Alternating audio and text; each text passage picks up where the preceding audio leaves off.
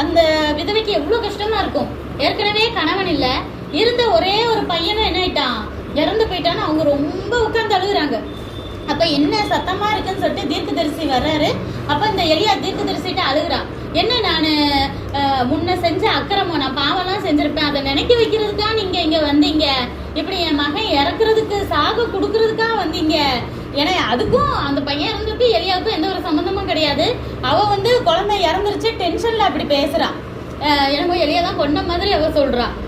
அதுக்காக எங்க வீட்டுல தங்க வந்தீங்க அப்படின்னு சொல்லிட்டு அவ மனசு வேதனையில சொல்றா. அப்போ அவர் சொல்றாரு, உன் மடியில இருக்க பிள்ளைய என்கிட்ட கொடு அப்படின்னு சொல்லிட்டு பிள்ளைய கொண்டுட்டு போய் அவர் ரூம் மாடியில இருந்துச்சு இல்லையா, அந்த ரூம்ல கட்டில்ல படுக்க வைக்கிறார். அவர் படுத்திருந்த கட்டில்ல படுக்க வச்சு அவரு சுத்தி ப்ரேயர் பண்றார் தேவன்ட்ட. அப்பா எனக்கு சாப்பாடே கிடைக்காத நேரத்துல சாப்பாடு கொடுத்து ஹெல்ப் பண்ணவதான் இந்த விதவை.